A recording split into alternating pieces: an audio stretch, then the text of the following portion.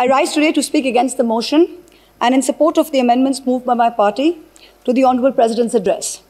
Far too many of our fellow citizens today languish in jail or bear the burden of judicial and police harassment simply for asking questions of this government or choosing to voice an opinion on the state of affairs in our country. So I, as a parliamentarian, garbed in parliamentary privilege, now choose to use this platform that the people have given me to ask the questions that the people want to ask and to give voice to their thoughts, so that this government may know that arresting, attacking and repressing voices will not hold. I trust my honourable colleagues on the treasury benches will not shout me down, that you, Mr. Honourable Chairman, sir, will let me speak for the entirety of my allotted time, and that Lok Sabha TV, paid for by taxpayers' money, will not turn the screens off. The American journalist Elmer Davis's words about the United States are just as relevant to the celebration of the 72nd anniversary of the birth of our republic. That this republic was not created by cowards, and cowards will not preserve it. So today, I speak of cowardice and courage and of the difference between the two. Of those cowards who hide behind the false bravado of authority, of power, of hate, of bigotry, of untruths, and dare to call it courage. After all, this government has turned propaganda and disinformation into a cottage industry, whose biggest success is the recasting of cowardice as courage. I will lay out various instances where this government has demonstrated courage. The government claims it has shown courage to bring in a law that questions on arbitrary parameters who is or who isn't an Indian. The Citizenship Amendment Act was passed in 2019 in this House on the pretext of granting citizenship to persecuted Hindus and other minorities in neighboring countries. At the same time, it threw into an abyss of insecurity millions of Indians who had been living in this land for generations.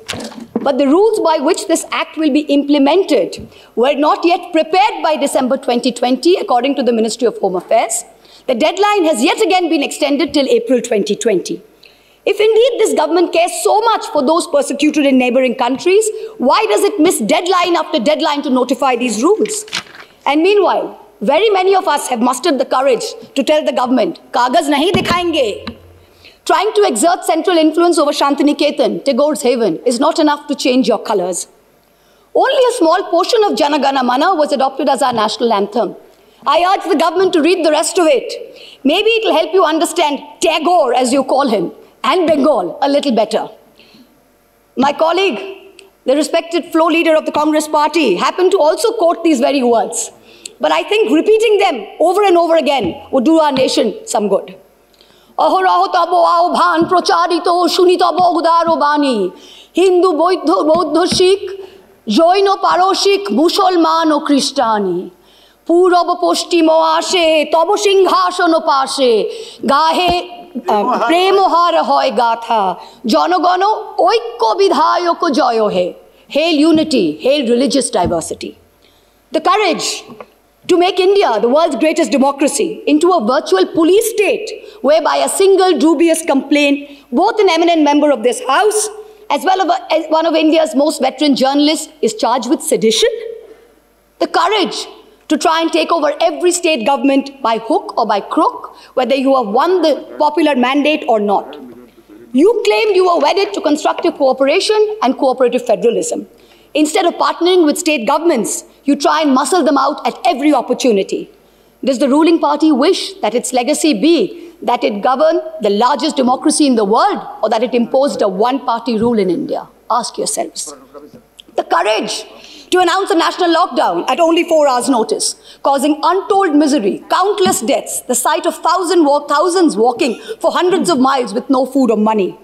This government spent less than 2% on social transfers, in contrast to OECD countries who spent 20%, and 6% which was spent by middle-income countries. The courage, no, the brazen audacity to announce an economic rebound.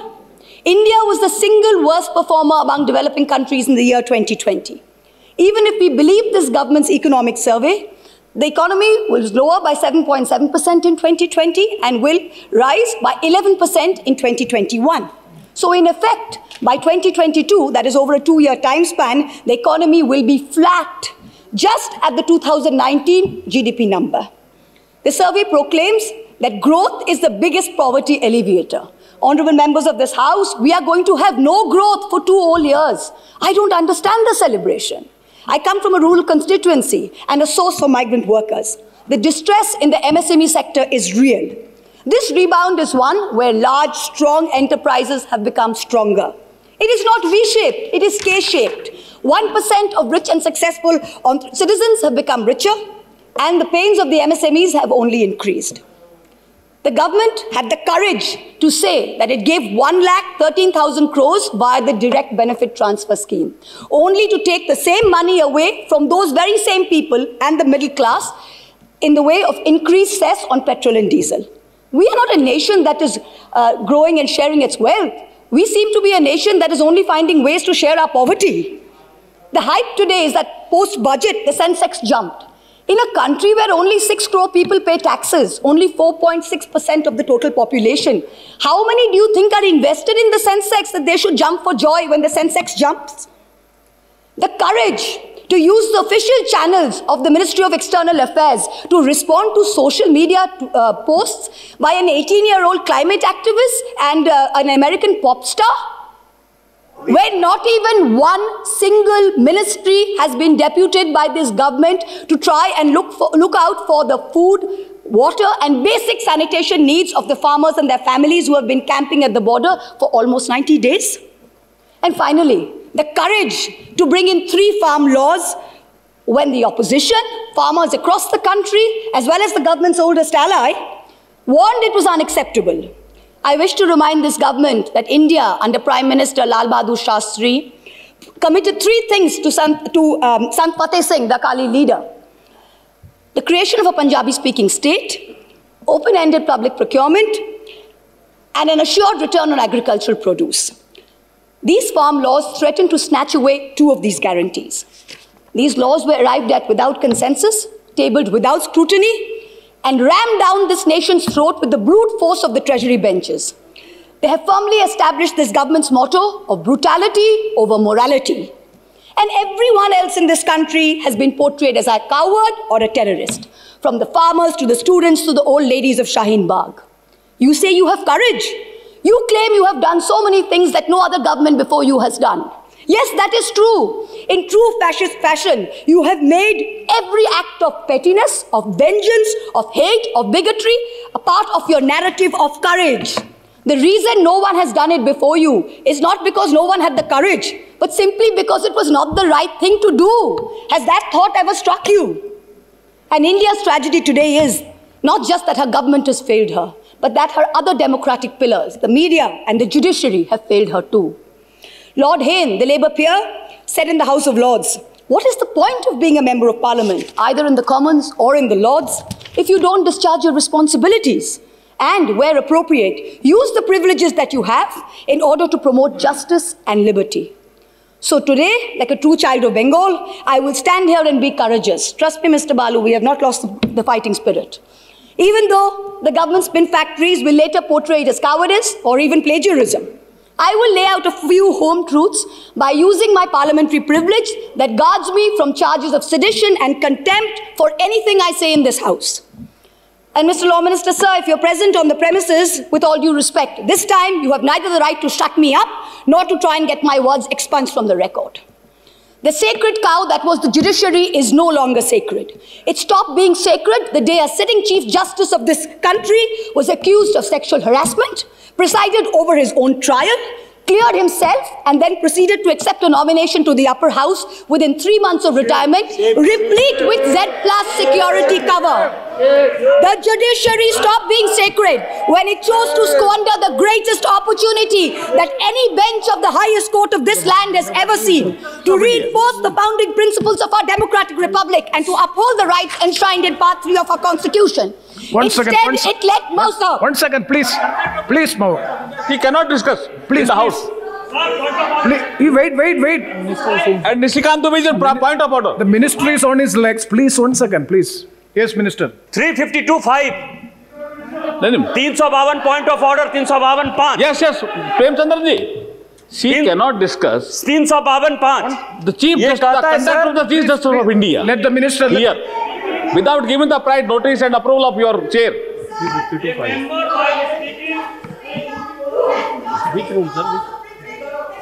Please, please, please, please. Please, please, please, Honorable. Sir. Please, Maitra ji, please be seated. Please be seated. This house is run by the rules and procedure. When a member seeks a point of order, definitely it is a right of the member. So I have to hear them, and I will pass the order, pass the rulings. Please. 352(5). A member while speaking shall not reflect upon the conduct of a person in high authority unless the discussion is based on a substantive motion drawn in proper items. Chief justice of India को हम लोग यहाँ discuss कर रहे हैं sir. Chief justice of India, Bharat के राष्ट्रपति ने उस आदमी को नॉमिनेट किया है. भारत के राष्ट्रपति के ऊपर डिस्कशन कर रहे हैं सर. और यदि इसी तरह से चलता रहा तो इस डेमोक्रेसी का बाजा बच जाएगा. इसीलिए कि उन्होंने राम मंदिर का judgement. See. Yes, I am. Yes. Yes, please. Please, Saugat Rai ji, please. हमने तो कभी बात नहीं की सर. वो चीफ जस्टिस कांग्रेस के चीफ मिनिस्टर के लड़के थे. Please, please, please. ऐसा नहीं हो सकता sir. Saugat Rai ji, please. Please, please.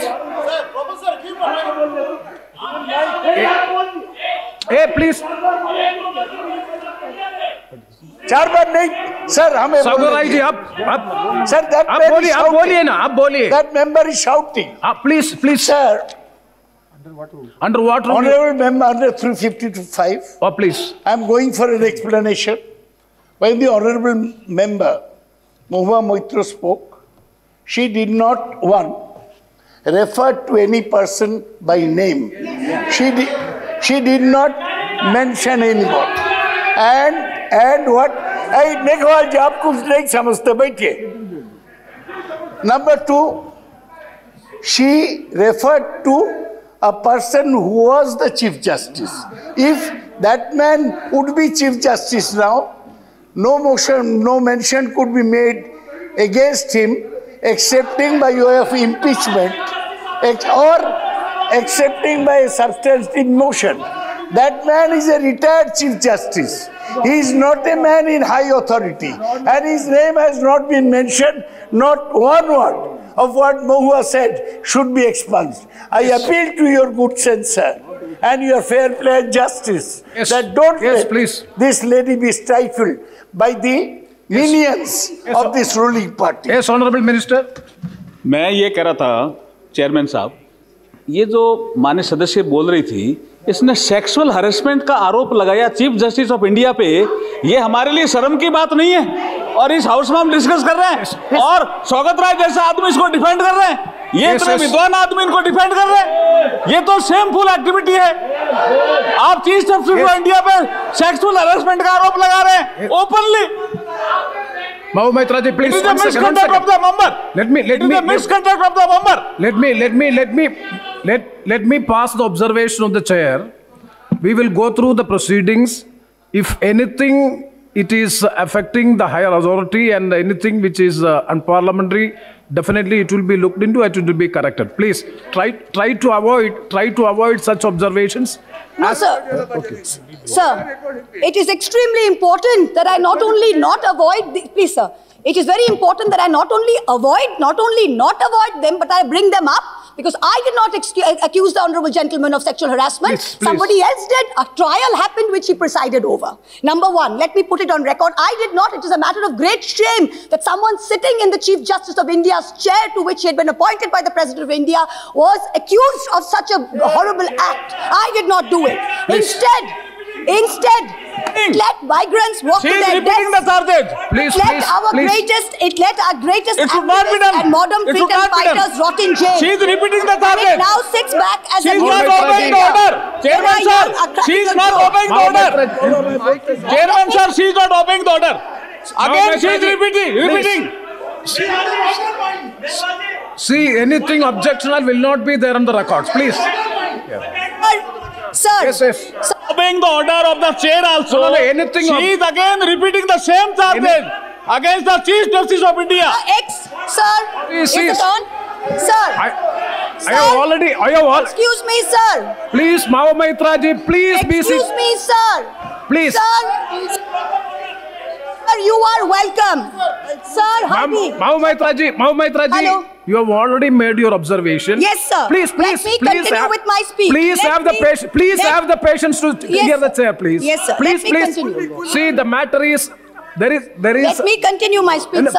please, Mr. you Chairman, please sir. wait. Thank you. Don't be so. Instead, What, madam? the judiciary stopped being sacred when it chose to squander the greatest opportunity Wonderful. that Yes. any bench of the highest court of this land has ever seen. Mahumaitra ji, please address to the chair. Please hear the chair. Please be seated. Please be seated for 1 second. See, the matter, yes, 352.5. 356. I'm calling 356. Yes. 356. The Speaker, after having called the attention of the House to the conduct of a member who persists in irrelevance or in tedious repetition, either in own arguments or the arguments used by other members in debate, may direct that member of discontinue the speech. Again, he is repeating, sir. Yes. आपके observation के बाद again he is repeating. Nishikant Dubey ji, wait. Nishikant Dubey ji, we have already disposed of the issue. Yeah. See, if anything objectionable to the higher authority regarding the Chief Justice, any allegation is there, please. Definitely the chair will go through. Please. The chair will go through the proceedings. If anything is objectionable, definitely it will be expensed. Yes, please continue and please don't repeat it. Sir, the judiciary stopped being sacred when it chose to squander the greatest opportunity that any bench of the highest court of this land has ever seen to reinforce the founding principles of our democratic republic and to uphold the rights enshrined in Part 3 of our Constitution. Instead, it let migrants walk to their deaths. It let our greatest activists and modern fighters rot in jail, and it now sits back as a mute spectator when our young are prosecuted for cracking a joke. The judiciary seems to have forgotten the constitutional principle of separation of powers, that Parliament and Parliament alone can legislate. If something is bad in law, then the courts can strike it down or stay it on grounds of unconstitutionality. But unless it is so, the courts must do nothing. The government alone must face the consequences. If the government has brought in the farm laws which are not acceptable to people, then either the government will repeal the laws or the courts or the people will vote the government out. We urgently need the sagacity and courage shown by the high courts during the emergency when they delivered ADM Jabalpur and like decisions. The Supreme Court, unfortunately, is failing the common citizen and is being perceived as protecting the privilege and, ironically, only itself. A very large section of the Indian media has plummeted to new depths, both in terms of lack of factual reporting as well as the total absence of journalistic ethics.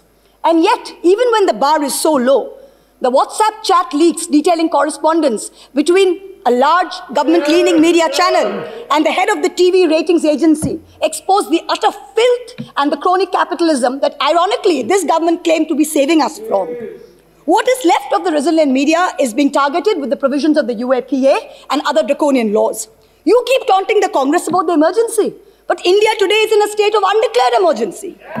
But the government has miscalculated. There is a fundamental difference between cowardice and courage. The coward is brave only when armed with power and authority. The truly courageous can fight even when unarmed. Do not forget this. Do not forget this when you tell the authorities in Ghaziabad to clear the protest site overnight with the help of the police and the bureaucracy. You are not being courageous. You're a coward wielding power. The truly brave came in droves from villages wielding nothing but the belief that their cause is just. Only They one were speaker? propelled. One speaker. They were propelled by the spontaneous tears of their leader, not by the force of their water cannons. Do not forget this when you block the roads and cut the internet off in 17 of Haryana's districts. You are not being brave. You are a coward wielding power. The state of Haryana gives 10% of India's air force and contributes to 11% of the total strength of the Indian Navy. Its people can neither be termed anti-national, nor terrorists, nor gaddars. Do not forget this. When a peaceful 60-day movement is insidiously hijacked and then you slap FIRs on Punjab's farmers. You are not being courageous. You're a coward wielding power. Bhaghel Singh and Jassa Singh Ahluwalia, leading their missiles, captured Delhi way back in 1783 from the Mughals. Their descendants do not lead a lesson in courage from those who captured Delhi only in 2014. Tagore, in his poem, Bondi Bir, the Captive Warrior, an ode to Sardar Banda Singh Bahadur, wrote, "Eshe sheshe ekdin, jibon mrityu pair bhritto, chitto bhabonahin, eshe sheshe ekdin." That momentous day has arrived. In the 125th year of Subhash Chandra Bose's birth, the central government has made every attempt to hijack Netaji's legacy and weave it into their own fake, narrow narrative of courage. But this nation needs to know that Netaji had two clarion calls, both embodiments of his courage and his spirit. One was the salutation, Jai Hind. Today, this government has replaced this national greeting with a narrow religious chant that it uses as a war cry to heckle, to bully, and to always remind the minority about who's in charge. Netaji's second call was Delhi Chalo, Chalo Delhi.